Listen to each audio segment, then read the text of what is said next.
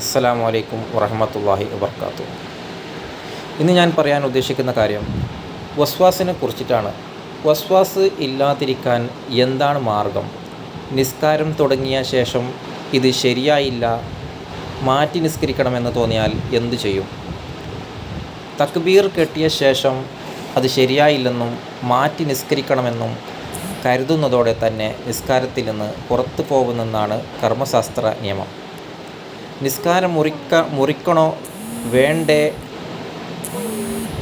എന്ന് സംശയിച്ചാൽ തന്നെ നിസ്കാരം ബാത്തിലാവുന്നതാണ്. അതേസമയം വസ്വാസ് കൊണ്ട് ബുദ്ധിമുട്ടുന്ന പലരും ഇങ്ങനെ ആവർത്തിച്ച് ചെയ്യാറുണ്ട്. വസ്വാസ് എന്നത് ഇന്ന് പലരും ബുദ്ധിമുട്ടുന്ന കാര്യമാണ്. ഇബാദത്തുകളിലെ അമിതമായ കണിശതയാണ് പലരുടെയും ഇതിലേക്ക് എത്തിക്കുന്നത്. പലപ്പോഴും അത് ആരാധനകൾ പിഴപ്പിക്കാനുള്ള പിശാചിൻ്റെ ശ്രമത്തിൻ്റെ ഭാഗവുമാണ്. അതിൽ നിന്ന് അള്ളാഹുവിനോട് കാവൽ തേടുകയും മനസ്സുറപ്പിച്ച് ആരാധനകളിൽ പ്രവേശിക്കുകയും ചെയ്യുക. നിസ്കാരത്തിന് മുമ്പായി അഊസു ബില്ലാഹി മിനശ് ശൈത്വാനിർ റജീം എന്ന് മനസ്സറിഞ്ഞ് അള്ളാഹുവിനോട് കാവലിനെ ചോദിക്കുക.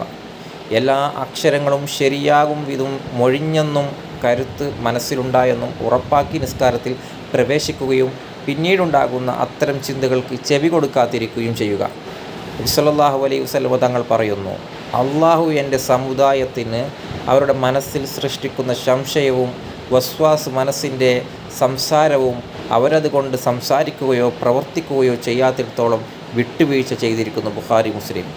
വസ്വാസ് ഉള്ളവർ സൂറത്തുന്നാസ് അധികരിപ്പിക്കണമെന്ന് കിതാബിൽ കാണാൻ കഴിഞ്ഞിട്ടുണ്ട്.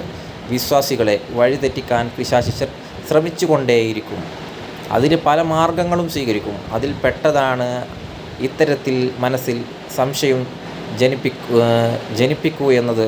വിശ്വാസത്തിലും കർമ്മകാര്യങ്ങളിലും ഇത് സംഭവിക്കാം.